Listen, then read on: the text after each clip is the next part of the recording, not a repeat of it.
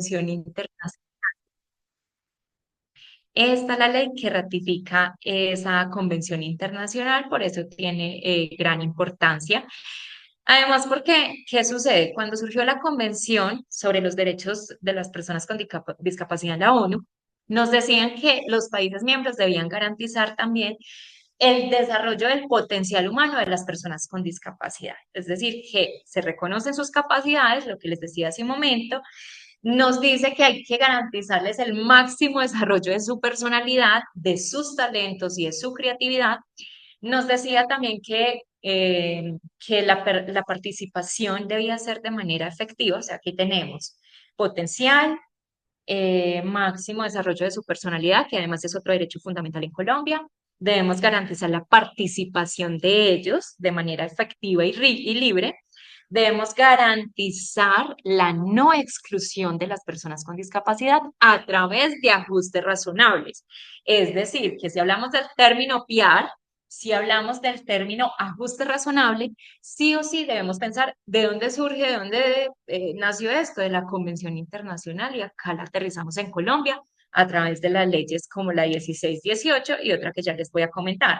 Otro de los temas, van cinco, que nos plantea la Convención Internacional es que debemos tener medidas pertinentes para emplear maestros, incluso maestros con discapacidad, que sirvan para los estudiantes con discapacidad. Estoy diciendo lo que nos plantea la convención. No sé, hasta el momento no conozco instituciones educativas del sector público que hayan empleado maestros con algún tipo de discapacidad. ¿Qué he visto? Tal vez docentes capacitados en lengua de señas. Eso sí lo he visto. Poco, pero se ha visto. Em, o incluso docentes que, digamos, por su condición familiar, se han visto en la necesidad de aprender y tienen ahora la capacidad de atender este tipo de estudiantes. Ejemplo, la propia acá presente. Yo después de la experiencia con mi hijo, pues yo ya sé un poco de cómo se debe abordar la enseñanza con estudiantes con autismo. Listo, les decía entonces, ley estatutaria 1618, se la repito mucho porque esa es muy, muy importante. Tenemos también la ley 1346 del 2009. Porfa, anotan esa ley y el artículo 9, que no se nos vaya a olvidar, porque en temas de actos administrativos que ustedes vayan a expedir en la institución educativa, pues muchos de ellos se van a basar en este artículo. Los ajustes razonables se tienen que relacionar también a través de este artículo de la ley 1346 del 2009. ¿Qué nos dice este artículo? Nos habla de que debemos tener unas medidas pertinentes para asegurar el derecho a la accesibilidad de las personas con discapacidad. En este caso nos va a decir que en igualdad de condiciones ellos deben tener acceso en el entorno físico, en el transporte, en la información, acceso a la información, en las comunicaciones, en los sistemas y en las tecnologías. Esos seis factores. Ah, bueno, y otros muy importantes que no se nos puede olvidar porque ahí está inmerso el de la educación. Los servicios públicos.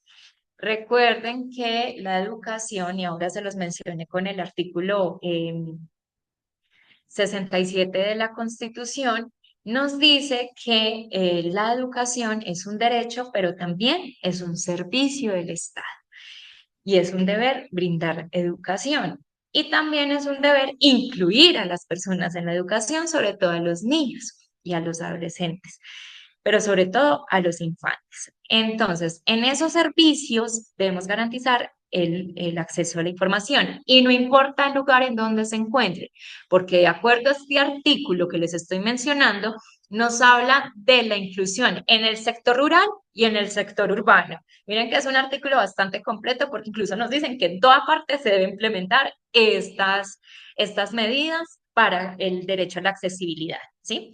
¿Qué tenemos entonces en la accesibilidad en nuestros colegios y que debemos adecuar? El tema de las edificaciones, el tema de las vías de acceso, el tema de las escaleras, el tema del acceso al transporte, porque no es solamente lo que está en el edificio, en la instalación, educativa, sino que también hay que garantizar de que ese estudiante con discapacidad pueda llegar a su hogar y de su hogar desplazarse a la institución educativa. Y esto es algo que no es solamente responsabilidad de las familias.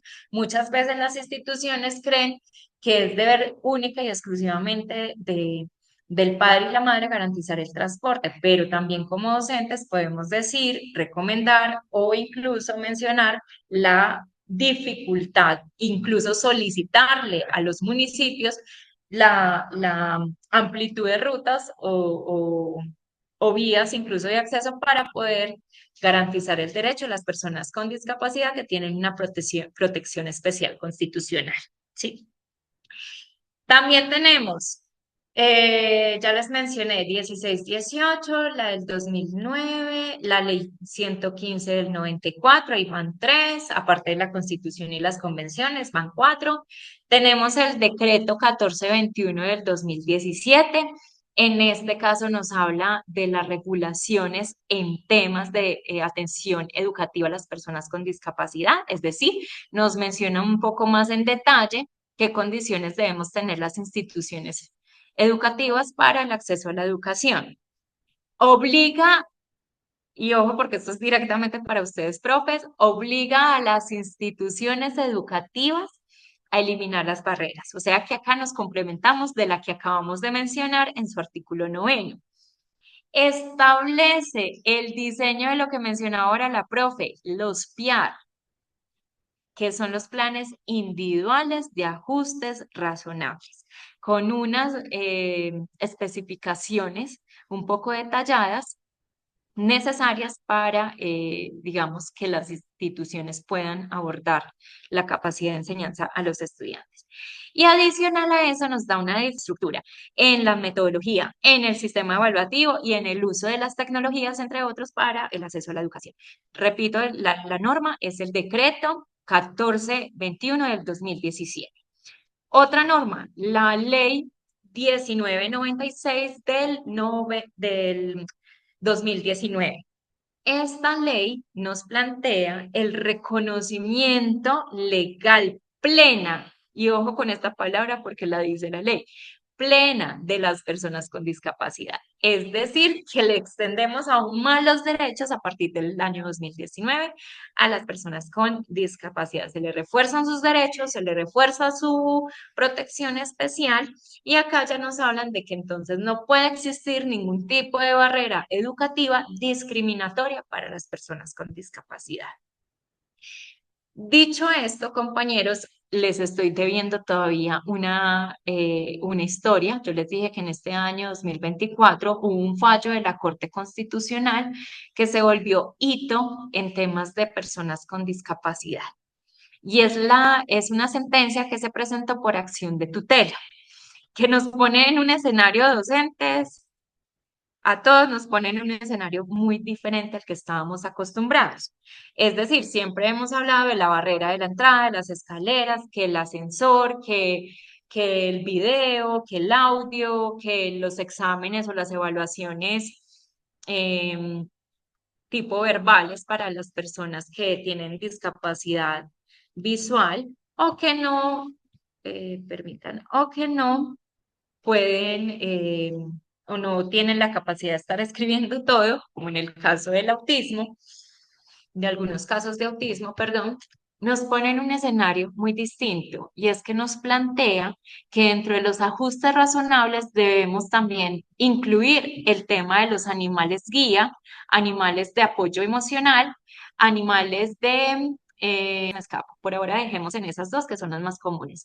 El perro guía, que es para las personas con discapacidad visual, y el perro o el animal, porque no solamente son perros, los animales de apoyo emocional para aquellas personas que tienen discapacidad psicosocial.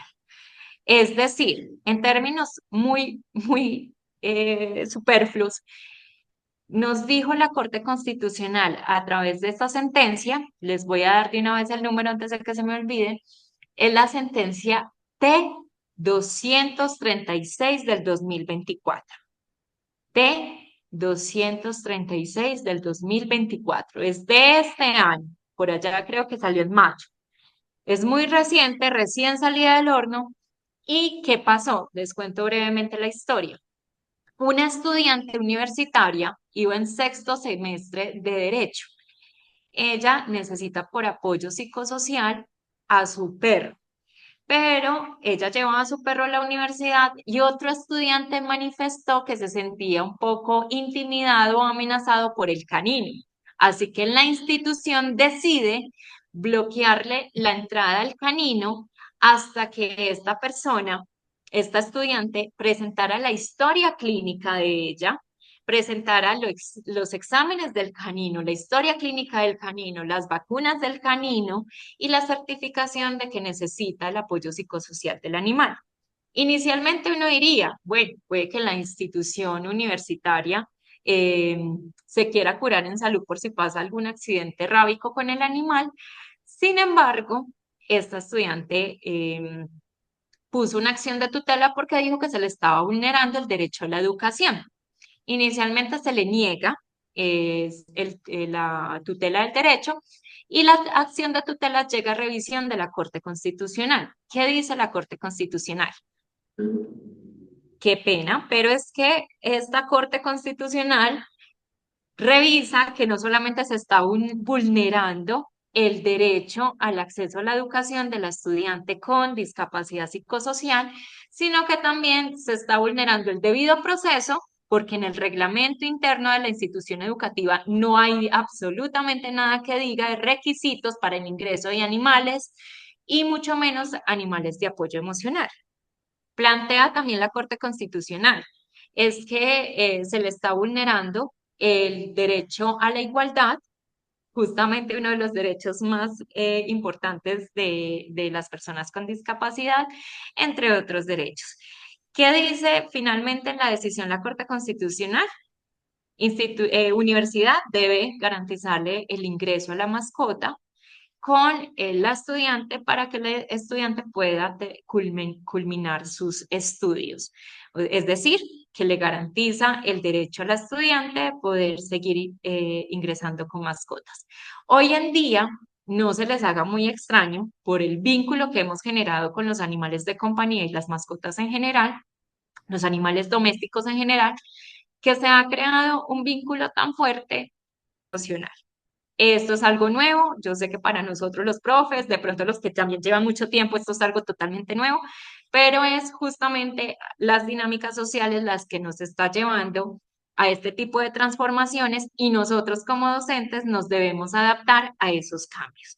Y si la Corte Constitucional ya nos plantea en la sentencia T 236 del 2024 que hay que dejar ingresar mascotas a las instituciones educativas porque son guía o porque son apoyo emocional, pues nosotros como docentes debemos acatar las normas, la jurisprudencia y decir, efectivamente, nos puede llegar el caso y debemos estar preparados para ello. Yo les pongo este escenario porque es algo muy nuevo, porque sé que tal vez no lo hemos recibido en nuestras instituciones, pero nos debemos preparar para ello. El profe Jaime iba a decir algo, qué pena que te interrumpí. No, gracias, no. Ah, ok. Listo. Claro, hasta acá, compañeros, o tienen alguna inquietud, duda, comentario, ¿qué les parece esa sentencia? Quisiera que opinaran al respecto, porque es algo totalmente nuevo para nosotros. A ver, la profe Lina, que no la hemos escuchado, el profe John, tampoco lo hemos Tengo escuchado. una pregunta. O sea, como Claro es que sí. sentencia, hay que cumplirla, ¿cierto? Bueno, pero sí, como decías antes de esto, que la universidad pidió los documentos, historia clínica, que ella también la institución supiera que sí lo necesita, eso sí se puede pedir, ¿cierto? Eso sí es un requisito que uno pueda pedir. Justamente el hecho de que yo les dijera que nos preparáramos para este tipo de casos es para que, como la profe Diana preguntara eso, las instituciones educativas puedan empezar entonces a reglamentar cuáles son los requisitos para el ingreso de animales de compañía, que son de apoyo emocional o son guías u otros relacionados.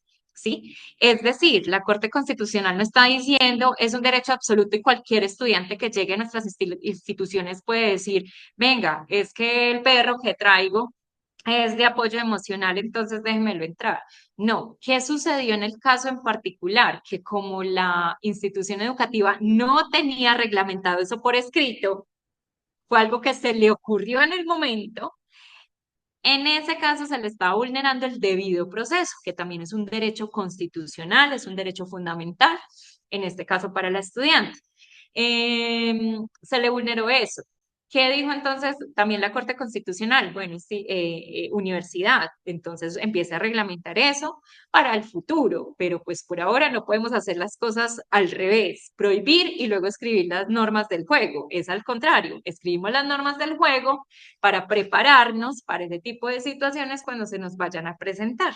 ¿Sí? Entonces hay recomendaciones para ustedes, profes, que están en institución pública. Sería bueno empezar a revisar los manuales de convivencia porque muchos de los aspectos que hemos mencionado en la charla de hoy han quedado por fuera, han quedado excluidos, no lo hemos mencionado, no lo hemos debatido, no solamente el tema de mascotas, sino el tema en general de los ajustes razonables. Estamos todavía un poco incipientes en eso, incluso he encontrado que la mayoría de instituciones, no sé si es en el caso de la de ustedes, espero que no, pero en la mayoría de instituciones todavía tenemos manuales de convivencia muy desactualizados y que no van acorde a las realidades de hoy en día, incluso a las sentencias de la Corte Constitucional en cuanto a derechos de libre expresión, de libertad de cultos, de derecho a la intimidad, de derecho a las personas con discapacidad por igualdad. O sea, todavía nos falta adecuarnos al sistema normativo actual, que, como les decía en un principio, tiene estrecha relación justamente con las dinámicas sociales que venimos presentando, que venimos conociendo y que se han dado en estos cambios. O sea, por ejemplo, el profe Jaime dice que hace unos añitos está en el sistema educativo. Yo creo que él ha visto la transformación social que hemos llevado desde los uniformes hasta el cabello, el uso del uniforme, el uso del cabello, el piercing, el arete, el comportamiento también ha cambiado, la accesibilidad también ha cambiado, bueno, todo ha cambiado y nosotros debemos adaptarnos a ello. Yo creo que esa es como la reflexión que yo les quiero dejar, que nos preparemos para estos cambios, que andemos al mismo ritmo de las dinámicas sociales y que por supuesto sigamos tratando de permitir el derecho a la accesibilidad a cualquier tipo de persona, sin importar su condición, etnia, discapacidad, religión, filosofía de vida o lo que sea, o género también. ¿Tienen algún otro comentario, reflexión, inquietud? Te resolví la inquietud, profe Diana. Sí, señora. Primero hay que mejor modificar los manuales para que cuando ingresen a la institución, pues ya sepan qué hay en la institución, ¿cierto? Darle a ellos también esas, digamos que ellos sepan qué se permite y qué no, ¿cierto? Pero también ajustados a la ley. Yo tengo otra pregunta, qué pena, es que como tengo tanta inclusión. Em, si uno no tiene, digamos, como el braille, por ejemplo, yo no tengo en mi institución profesores, ni yo, ninguno lo sabe manejar. Y si yo le digo no lo puedo recibir por eso, porque no tengo esa, ¿qué pasa ahí? No se le puede vulnerar el derecho a la educación a ningún estudiante. Hay que buscar el mecanismo. Te lo voy a decir por experiencia propia también. Yo cuando yo estudié Derecho en la Universidad de Caldas. Y cuando yo estudié Derecho, hice toda la carrera profesional con una persona que tiene discapacidad visual.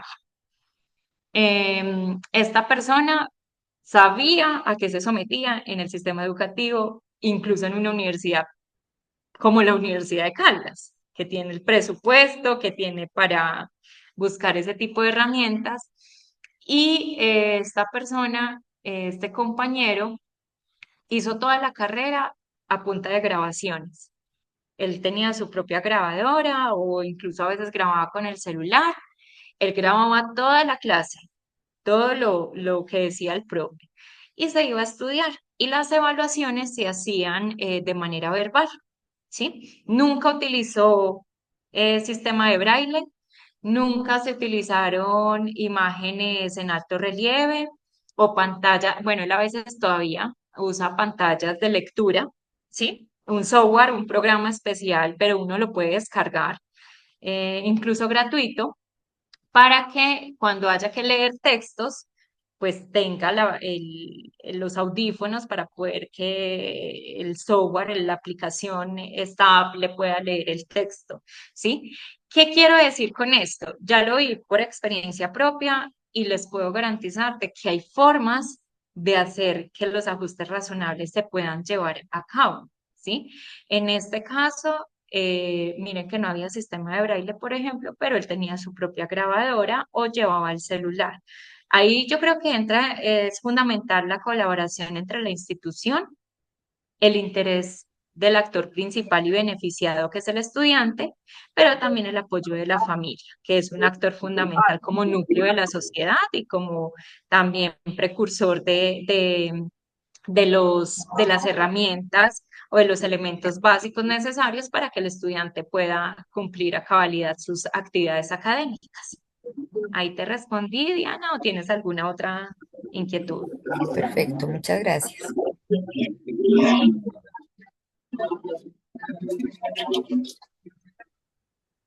Profe María Cristina, ¿tienes algo para decir? No, señora. Ah, ok. Ah, bueno. Listo. Acá también es hay algo que me acabo de acordar de este estudiante, este compañero que les digo. Yo les conté en la presentación que yo soy abogada y administradora pública. Cuando yo estudié las dos carreras, yo empecé con Julián, él se llama Julián, entré con Julián en el mismo nivel, o sea, íbamos parejitos, hicimos toda la carrera parejos y él en algún momento decidió hacer lo mismo que yo, que es buscar la segunda carrera. También, aparte de abogado, quiero ser administrador público. Se presentó a la SAP, hizo el primer semestre y desafortunadamente no contó con el apoyo necesario de los demás estudiantes y de los profesores. Así que la accesibilidad fue muy complicada para él en esta institución y finalmente le tocó retirarse. No porque los ajustes variables hayan fallado, porque a él, digamos, tenía el ascensor, tenía el tema de la grabadora, lo que les dije que él mismo llevaba sus propias herramientas. Los profesores también estaban de acuerdo de evaluarlo siempre de manera verbal, pero ¿qué pasó? La institución, ambas instituciones en su estructura física tienen muchas escalas. Bueno, incluso la Caldas tenía más escalas que la SAP, pero no contó con el apoyo de los compañeros ni de los profes para que le ayudaran a ubicarse y poder acceder al aula, salir, retirarse mientras él se acostumbraba al espacio. No logró acostumbrarse al espacio y por eso decide retirarse. ¿A qué voy con esto? En el video que les puse en el primero de reflexión, ustedes vieron que los mismos compañeritos de clase trataron de ayudarle a Diego. Eso es lo que también debemos institucionalizar en nuestras aulas. Decirle a los chicos que en vez de hacer el tema del bullying y ejercer estas malas e indebidas prácticas, debemos es antes colaborar de manera integral, perdón, de ser muy, muy colaborativos con los estudiantes con discapacidad para que ellos puedan también ejercer con mayor facilidad el derecho a la educación, ¿sí?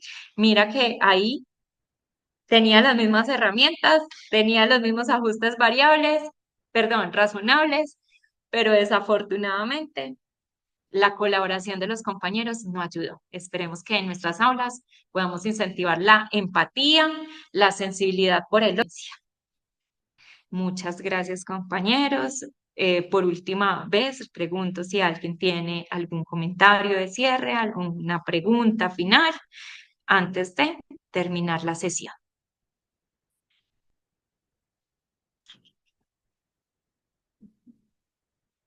¿No? ¿Ninguno? Sí, me gusta, Bueno, muchísimo. eh, ¿Cómo, eh, cómo? sí, me gustaría que pudiéramos hablar en un momento dado de las redes de apoyo, porque Sí. pues realmente pues una institución hoy por hoy hace lo posible, pero hablamos Ujú. ahorita de la familia. Entonces, y contando también con otras instituciones, como digo yo, unas redes de apoyo. A veces lo que no contamos son con las redes de apoyo. Qué bueno conocer algo sobre cuáles son esas redes, porque por ejemplo el sector salud a veces es muy ausente del proceso que se hace en las instituciones como ese apoyo que necesitamos. Incluso la Ujú. no es solamente la institución sola como tal, sino cuál es esa red de apoyo a donde acudimos y que me imagino que dentro de la Constitución también tienen obligación, tanto familia como otras instituciones. Así es. Bueno, profe Jaime, en la mayoría de municipios y en los departamentos, es decir, en las gobernaciones y en las alcaldías, contamos con funcionarios que sirven de enlaces institucionales, ¿sí? Esos enlaces institucionales hay que conocerlos, hay que interactuar con ellos y hay que entablar una relación constante para que ellos sean ese canal articulador entre el sector salud, el sector educativo, el sector, bueno, recreativo, cultural. Entonces, la invitación es, pueden acercarse a la alcaldía del municipio y preguntar por quién es ese enlace institucional. Por lo general, muchas veces no está en la Secretaría de Educación, sino en, por ejemplo, Secretaría de Desarrollo Social. Pueden buscar ahí. Y si no encuentran ese apoyo ahí, sea porque no lo tienen contratado o porque no lo habían contemplado o está muy ocupado, bueno, por X o Y razón, la recomendación es que siempre se respalden de las instituciones del Ministerio Público. Defensoría del Pueblo es una institución excelente de apoyo articulador entre las instituciones. Y ni hablar en un municipio de la personería municipal. Las personerías son entes no solamente de vigilancia, de garantías de los derechos fundamentales, sino que también son ese canal entre las instituciones municipales. Entonces, pueden hablar perfectamente con la personera. Acá tienen una mujer personera, pueden hablar con ella, interactuar y que ella misma se ocupe de presentarles y armar esa red de apoyo, ¿sí? Lo pueden hacer de esa manera, a través de una solicitud a la persona.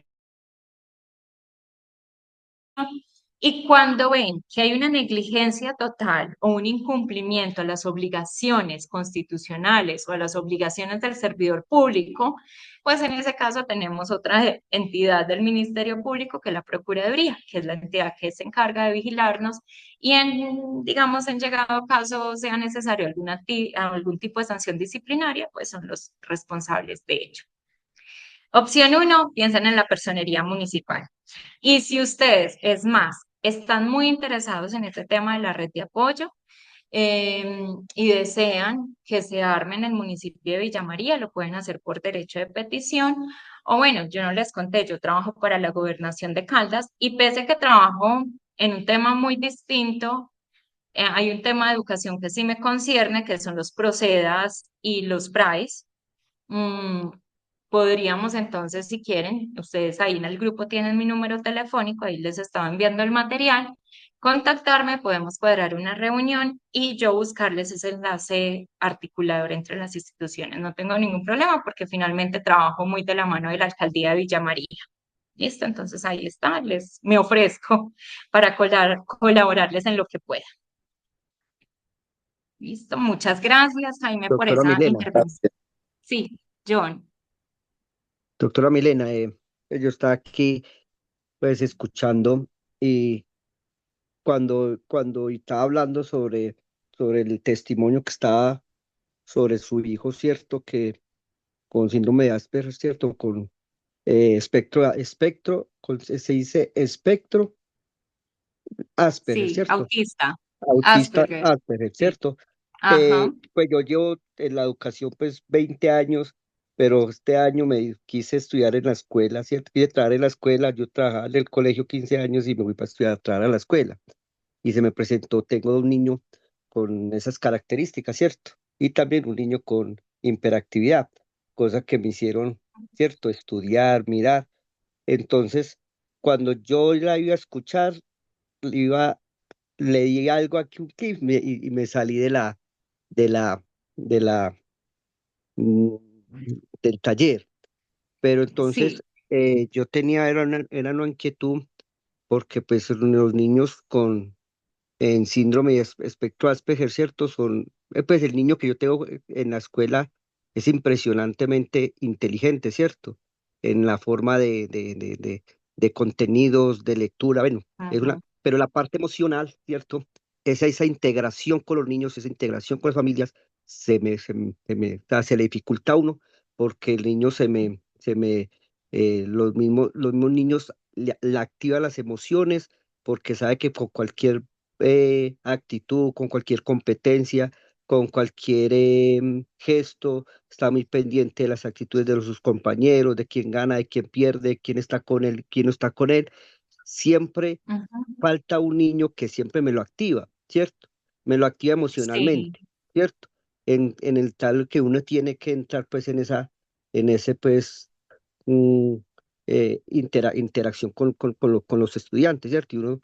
Pero yo digo, yo ujú, lo que me inquieta a mí en la educación con diversidad es dos cosas, el manejo con los padres, el manejo con los niños, ¿cierto? Porque a veces los padres piensan que uno cuando les habla, que es para que entre todos nos colaboremos, piensa que es a poner la queja, ¿cierto? Y usted decía ahí que lo tuvo que sacar porque no aguanto, ¿cierto? Lo puso Mora a estudiar virtualmente.